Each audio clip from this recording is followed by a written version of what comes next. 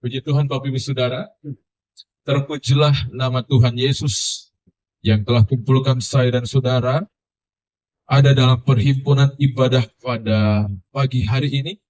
Terimalah salam dari mimbar ini, Shalom jemaat Tuhan. Sekali lagi ya boleh dan penuh semangat, Shalom jemaat Tuhan. Bagaimana kabarnya, semuanya sehat? Iya, puji Tuhan. Senang boleh berjumpa dengan Bapak Ibu Saudara semuanya pada perhimpunan ibadah pada hari ini. Iya, hari ini Bapak Ibu Saudara saya mengajak kita untuk melihat satu kebenaran firman Tuhan ya. Berbicara tentang cara Tuhan. Berbicara tentang bagaimana kita akan sama-sama untuk lebih dapat mengerti bagaimana Tuhan itu bekerja dalam kehidupan pribadi lepas pribadi. Dalam kehidupan saya dan saudara yang hadir hari ini, bahkan di seluruh umat Tuhan. Kalau kita berbicara tentang umat Tuhan itu tidak hanya berbicara tentang mengkhusus kepada orang-orang yang Kristen maupun Katolik, tapi seluruh umat manusia yang ada di muka bumi ini, Tuhan bekerja dalam kehidupannya. Hari ini Bapak Ibu Saudara kita akan berfokus lebih mendalam tentang hal ini, yang dimana melalui kebenaran firman Tuhan, hari ini kita akan sama-sama ditolong untuk semakin menyadari bahwa memang benar itulah menjadi cara Tuhan bekerja dalam kehidupan saya dan saudara. Hari ini Bapak Ibu Saudara, kita akan lebih berfokus melihat satu tokoh. Berbicara tentang Musa, berbicara tentang pribadi Musa. Siapakah Musa itu? Musa adalah seorang pemimpin yang Tuhan boleh percayakan untuk memimpin bangsa Israel.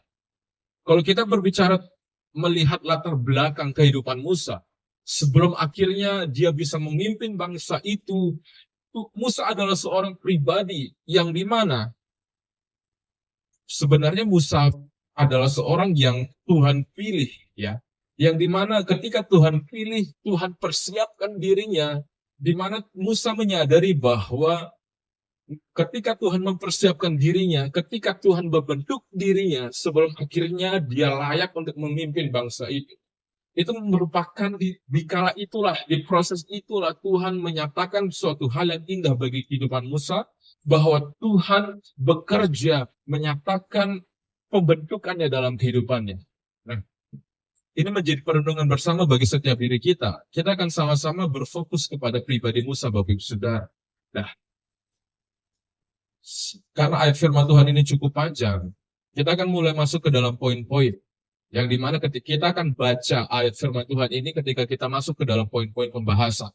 Ya, suatu perenungan firman Tuhan pada hari ini itu begini Bapak Ibu Saudara. Dari pribadi Musa, kita akan sama-sama bertanya, kita akan sama-sama menggali tentang hal ini. Apakah pelajaran penting yang dapat kita renungkan tentang cara Tuhan yang bekerja dalam kehidupan kita?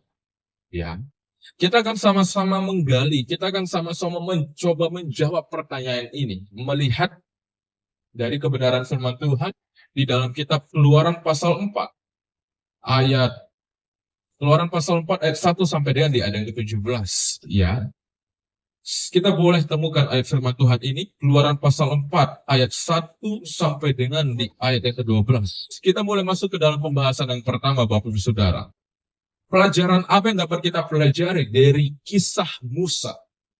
Ketika Musa mau diutus oleh Tuhan dalam Keluaran pasal 4 ayat 1 sampai dengan di ayat ke-17. Hal yang pertama ialah kita boleh baca bersama ya poin firman Tuhan ini 1, 2, dan 3. Ketika Tuhan menegur, jangan apa? Menunda untuk berubah. Ketika Tuhan menegur, jangan menunda untuk berubah. Mari kita sama-sama menggali poin pembahasan ini. Apa maksudnya? Ketika Tuhan menegur, maka jangan menunda untuk berubah. Mari, saya mengajak kita melihat kebenaran firman Tuhan dalam Keluaran pasal 4, ayat 1. Ayat 1 sampai dengan ayat ketiga, dikatakan begini. Lalu sahut Musa, bagaimana jika mereka tidak percaya kepadaku dan tidak mendengarkan perkataanku, melainkan berkata, Tuhan tidak menampakkan diri kepadamu. Ayat yang kedua, Tuhan berfirman kepadanya, apakah yang di tanganmu itu? Jawab Musa, tongkat. Firman Tuhan, ayat yang ketiga, lemparkanlah itu ke tanah, dan ketika dilemparkannya ke tanah, maka tongkat itu menjadi ular, sehingga Musa lari meninggalkannya. Masih dalam ayat yang ke-6, sampai dengan ayat yang ke-7, dan di ayat yang ke-8. Lagi firman Tuhan kepadanya, masukkanlah tanganmu ke dalam bajumu. Dimasukkannya tangannya ke dalam bajunya, dan setelah ditariknya keluar, maka tangannya kena kusta, putih seperti salju. Ayat yang ke-7. Sesudah itu firmannya, masukkanlah tanganmu kembali ke dalam bajumu. Musa memasukkan tangannya kembali ke dalam bajunya, dan setelah ditariknya keluar, maka tangan itu pulih kembali seperti seluruh badannya. Ayat yang ke-8. Jika mereka tidak percaya kepadamu dan tidak mengindahkan tanda mujizat yang pertama, maka mereka akan percaya kepada tanda mujizat yang kedua. Nah, masih tetap dalam pembacaan firman Tuhan, Bapak Ibu Saudara, ayat yang ke-9 ya. Dan jika mereka tidak juga percaya kepada kedua tanda mujizat ini dan tidak mendengarkan perkataanmu, maka engkau harus mengambil air dari sungai Nil dan harus kau curahkan di tanah yang kering. Lalu air yang kau ambil itu akan menjadi darah di tanah yang kering itu. Ayat yang ke-10. Lalu kata Musa kepada Tuhan, ah Tuhan, aku ini tidak pandai bicara. Dahulu pun tidak, dan sejak kau berfirman kepada hambamu pun tidak, sebab aku berat mulut dan berat lidah. Bapak Ibu Saudara, dari ayat yang pertama sampai dengan di ayat yang ke-10 tadi, kita boleh melihat bagaimana ungkapan Musa kepada Tuhan. Ayat yang pertama berkata begini. Lalu Musa menjawab Tuhan, bagaimana jika mereka tidak percaya kepadaku dan tidak mendengarkan perkataanku? Bapak Ibu Saudara, ketika Tuhan menyampaikan suatu pesan kepada Musa bahwa Musa lah yang Tuhan boleh pilih untuk memimpin bangsa Israel, dibebaskan dari perbudakan bangsa Mesir. Ada suatu pertanyaan sederhana yang Musa tanyakan, bagaimana jika mereka tidak percaya kepadaku? Tuhan membuktikan suatu pembuktian bahwa jika mereka tidak percaya kepadamu, maka ada beberapa pembuktian. Yang pertama, lemparkan tongkat itu, maka tongkat itu akan menjadi ular.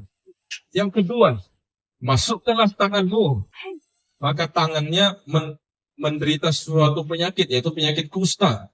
Lalu masukkan kembali, maka tangannya pulih kembali. Hal yang ketiga, ketika Musa mengambil air dari sungai Nil, lalu dicurahkan ke tanah yang kering, air itu seketika berubah menjadi layaknya warna darah, bahkan dijelaskan menjadi darah. Bapak Ibu Saudara, mengapa Tuhan membuktikan hal ini kepada Musa? Memang sepertinya Musa bertanya kepada Tuhan, Tuhan, bagaimana caranya agar mereka bisa percaya kepadaku?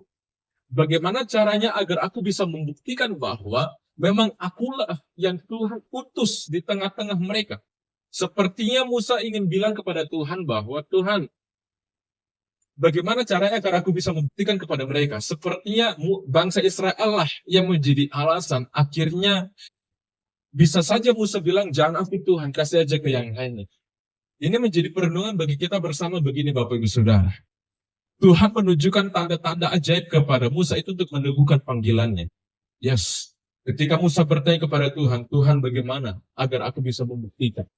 Sebenarnya Tuhan tahu bahwa Musa sedang ragu atas apa yang Tuhan menyatakan bagi dirinya. Ya. Sebenarnya Musa sedang tidak yakin. Musa sedang tidak percaya. Walaupun sebenarnya sepertinya diperhalus bahasanya. Tuhan bagaimana agar aku bisa membuktikan bahwa memang aku yang Tuhan utus. Sebenarnya di sini letak keraguan yang ada dalam diri Musa. Tanda-tanda mujizat itu, baik itu tongkat berubah menjadi ular, tangan yang menjadi kusta seketika, dan air menjadi darah.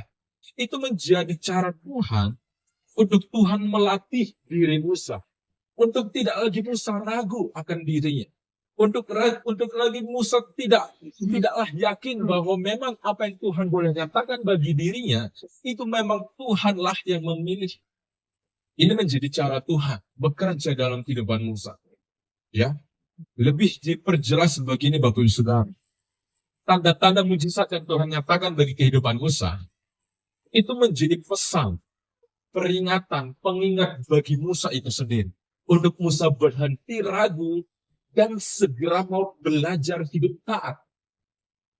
Ya, sampai 3 kali Tuhan membuktikan kepada Musa, tongkat berubah menjadi ular, tangannya yang tiba-tiba sakit kusta, lalu ketika dia mengambil air seketika berubah menjadi darah.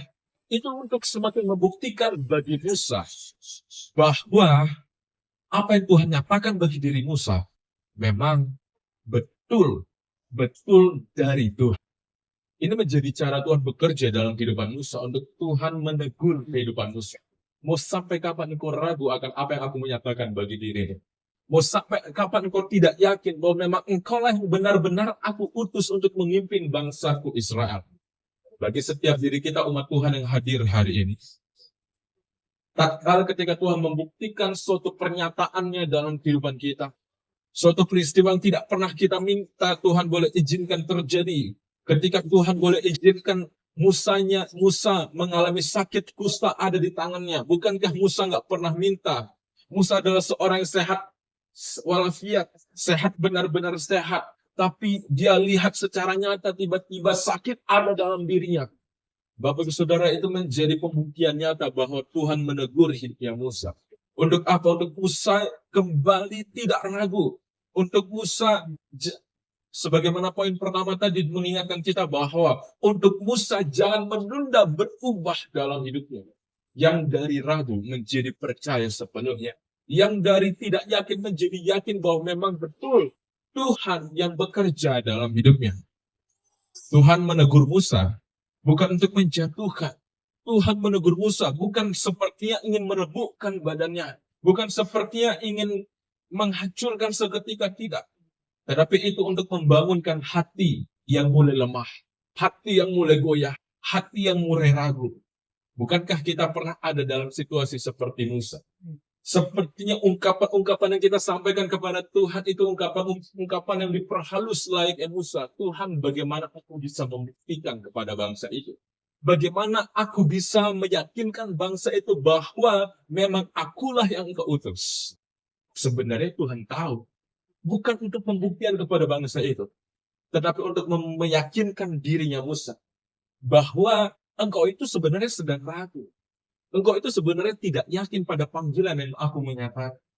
Sehingga beginilah cara kerja Tuhan. Tuhan menegur Musa. Untuk Musa jangan menunda berubah. Harus mau berubah. Bagi setiap diri kita umat Tuhan yang hadir hari ini, yuk sama-sama. Tatkala Tuhan mengingatkan suatu pesan penting bagi setiap diri kita, bagaimanapun cara bentuknya itu. Baik layaknya Musa yang pertama tadi ketika tongkat itu menjadi ular.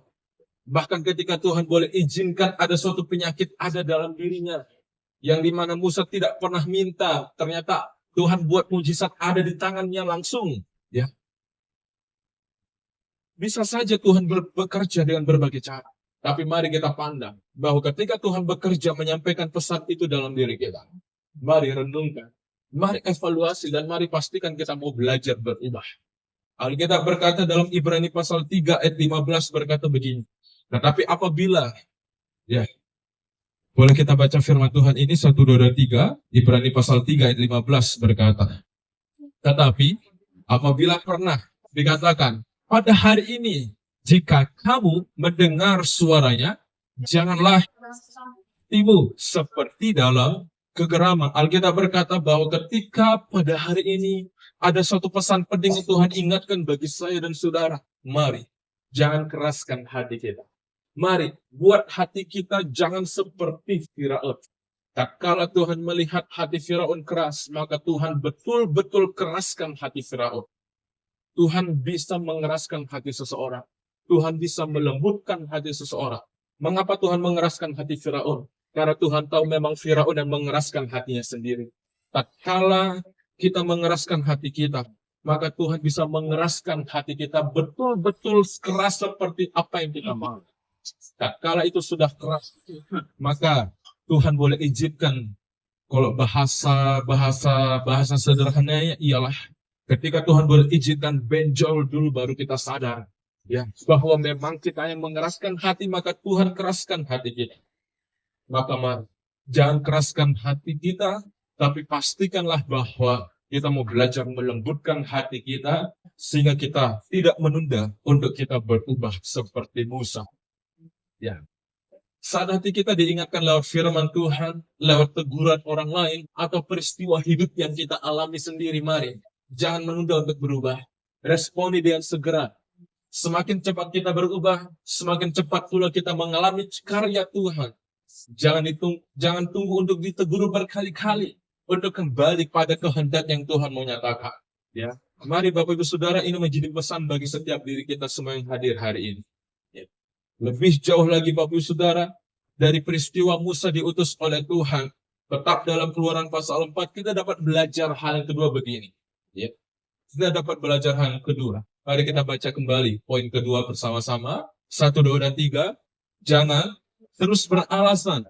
Percayalah dan taati. Mari kita melihat kembali apa yang Musa ungkapkan kepada Tuhan. Tatkala Musa melihat 3 peristiwa tanda ajaib nyata di depan mata dirinya sendiri, bahkan dia sendiri juga sudah mengalami. Ya, dibuktikan lewat tanda yang kedua, yaitu ada sakit kusta di tangannya langsing. Mari kita melihat kembali apa yang Musa nyatakan kepada Tuhan. Ketika di ayat yang 10 tadi, lalu kata Musa kepada Tuhan, Tuhan, aku ini tidak pandai bicara. Dahulu pun tidak, dan sejak engkau berfirman kepada hambamu, tidak, sebab aku berat mulut dan berat lidah. Tetapi ayat yang ke-11 berkata begini, tetapi Tuhan berfirman kepadanya, siapakah yang membuat lidah manusia? Siapakah yang membuat orang bisu atau tuli? Membuat orang melihat atau buta? Bukankah aku, yakni Tuhan? Ayat yang ke-12, oleh sebab itu, pergilah.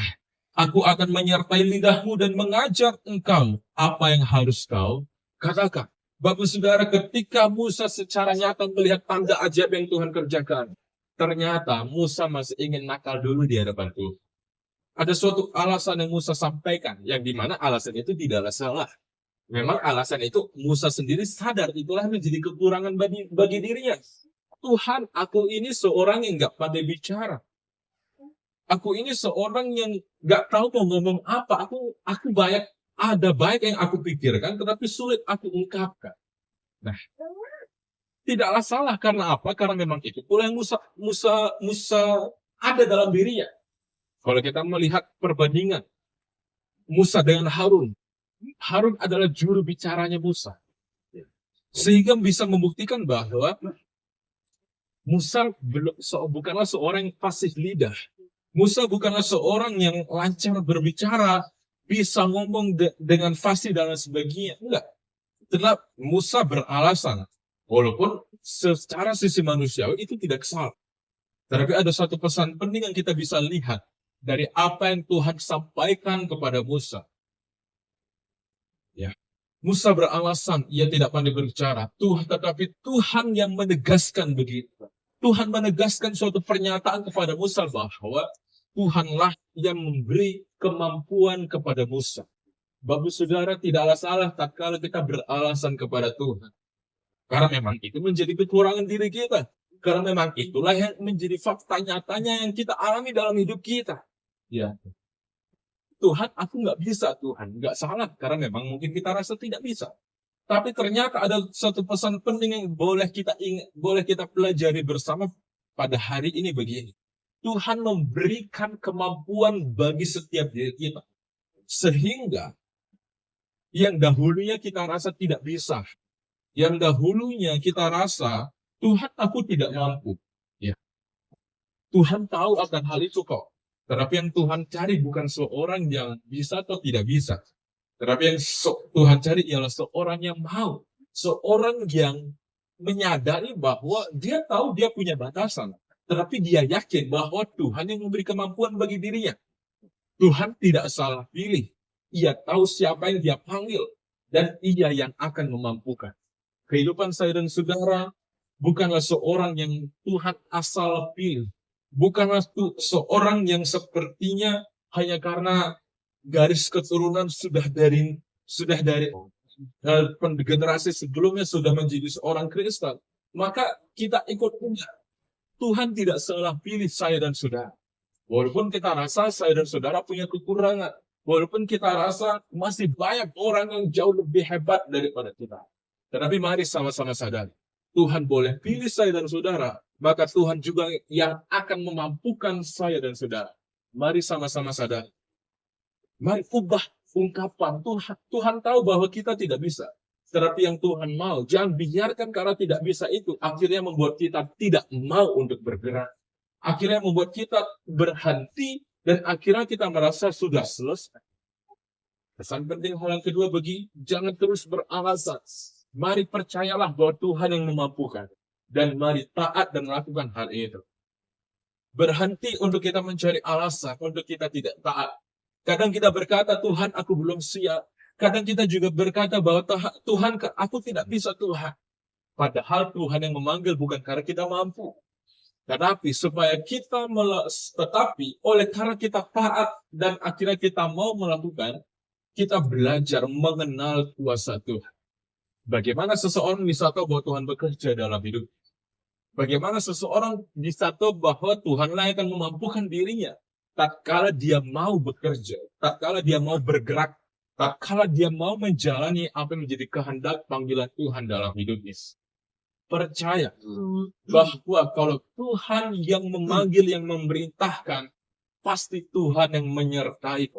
Pasti Tuhan yang memberikan kekuatan. Oleh karena itu mari setiap diri kita yuk. Mari. Maulah menjalani, taatlah apa yang Tuhan mau nyatakan bagi setiap diri kita. Ketaatan adalah bukti kita percaya pada kekuatan Tuhan. Ketaatan adalah bukti kita yakin bahwa Tuhan menyertai. Bahwa Tuhan tidak tinggalkan kita seorang diri. Tuhan tidak menunggu kita sempurna baru kita mau taat. Kalau kita mau nunggu diri kita sampai sempurna, sampai kapan kita baru menjadi sempurna? Tolak ukur manusia beda-beda. Ada yang merasa saya sempurna ketika saya punya ini, ketika saya ada dalam ini, ketika saya sudah selesai pendidikan baru saya sempurna, dan akhirnya saya siap menjalani apa yang Tuhan nyatakan bagi diri saya. Tolak ukur setiap manusia beda-beda. Tapi pertanyaannya, mau kapan kita menunggu diri kita baru sempurna? Karena tolak ukur manusia beda-beda. Sehingga Tuhan tahu, Tuhan tidak tunggu untuk kita sempurna dulu baru kita mau taat. Tetapi yang Tuhan mau, tatkala engkau taat, maka disitulah Tuhan akan menyempurnakan ini.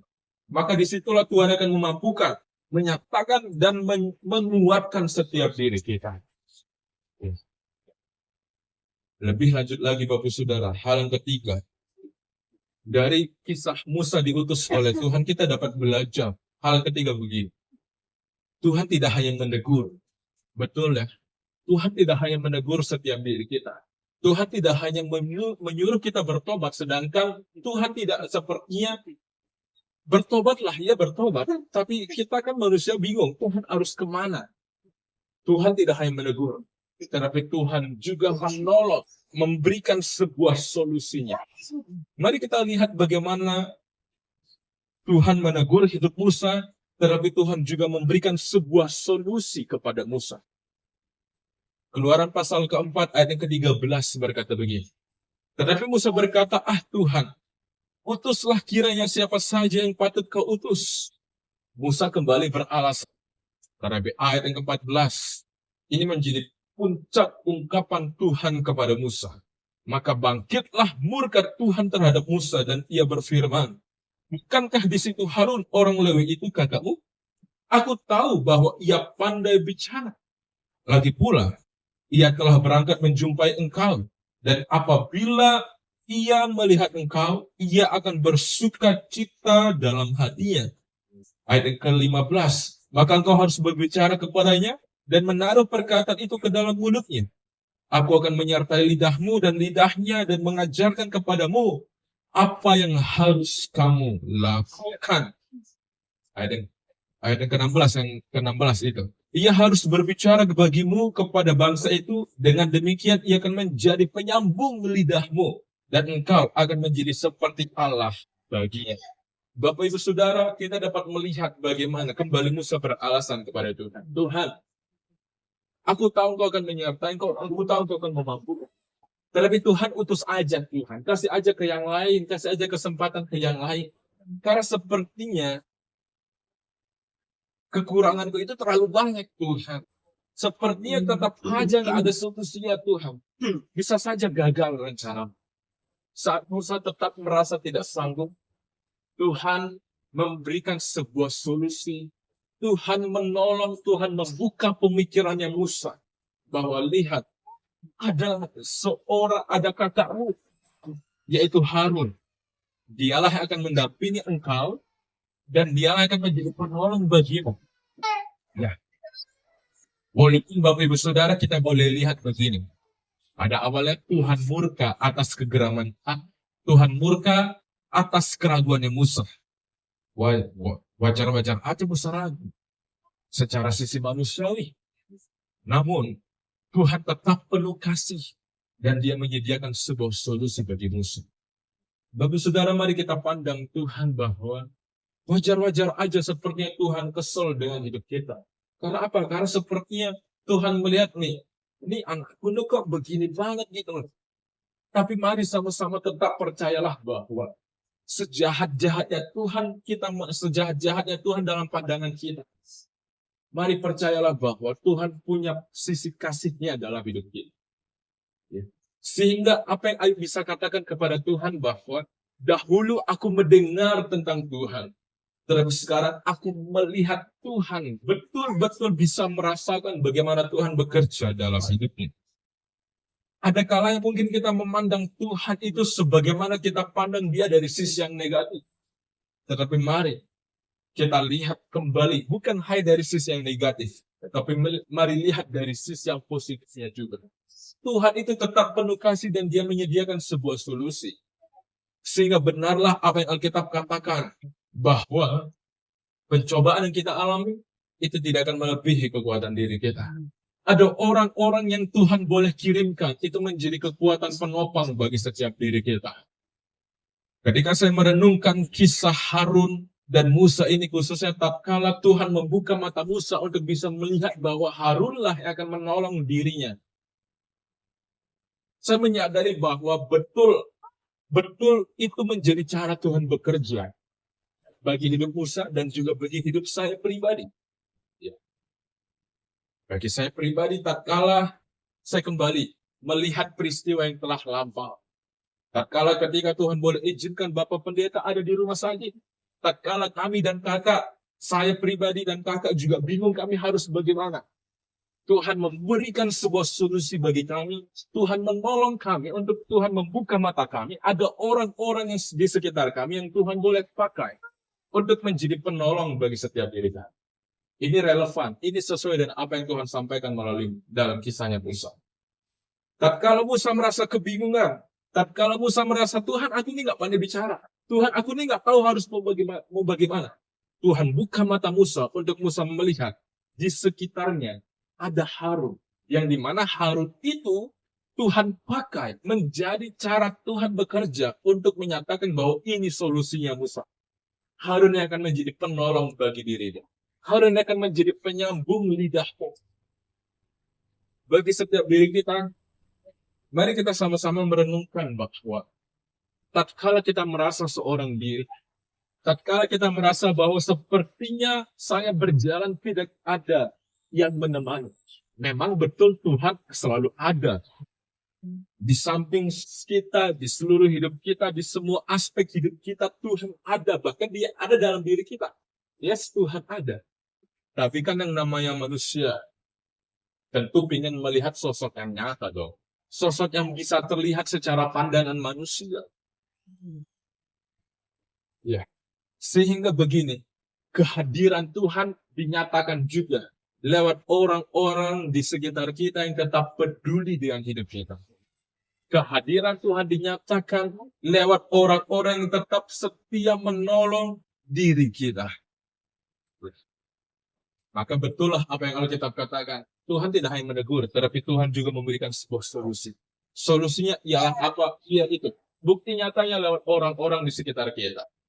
Sehingga betullah apa yang Alkitab katakan. Pencobaan ini tidak akan melebihi kekuatanmu.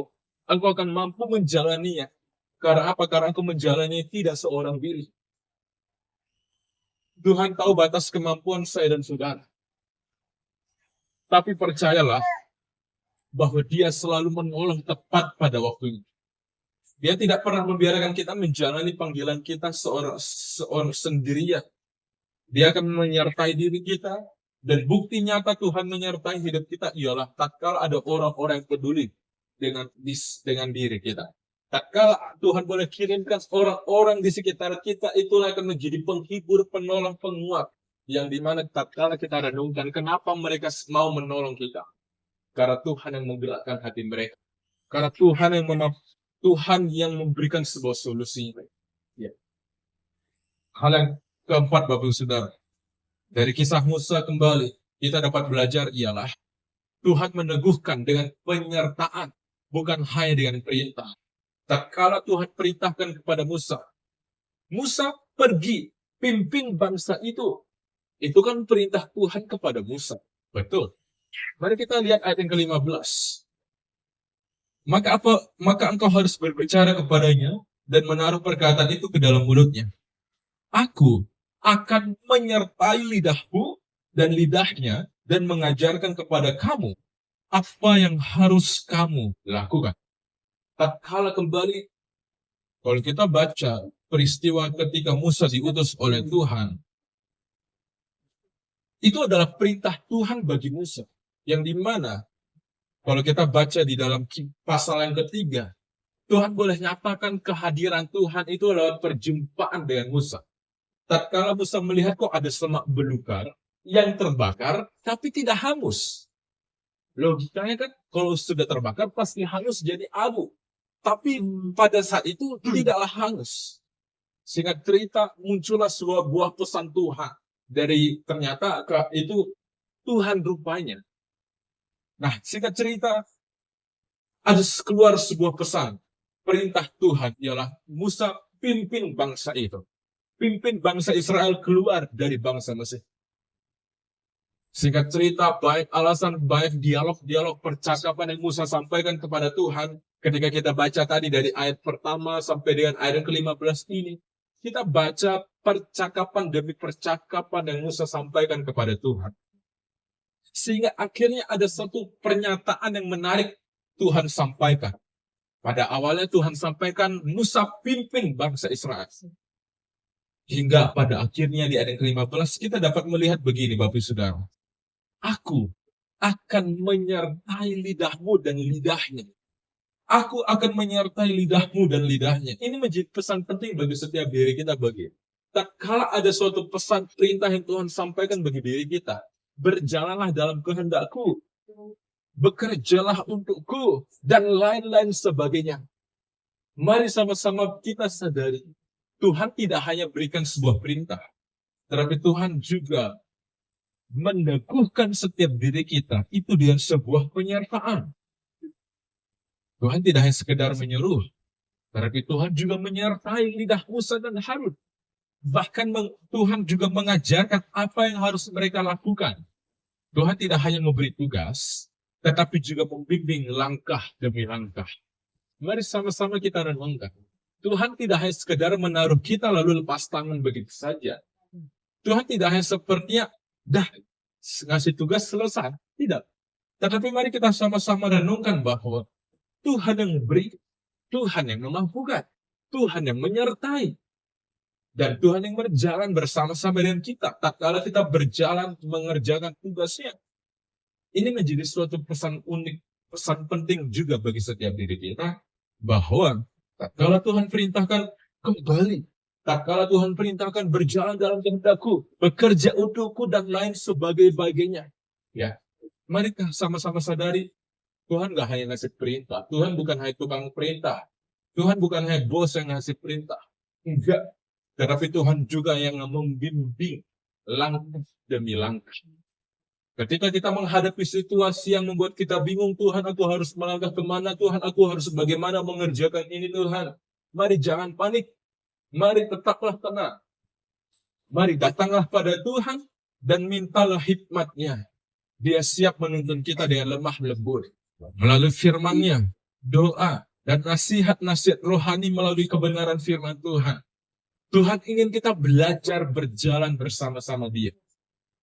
Ya, Tuhan ingin kita belajar berjalan bersama-sama dengan Dia. Bukan berjalan sendirian.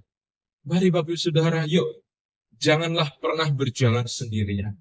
Jangan juga pernah merasa berjalan sendirian. Mari.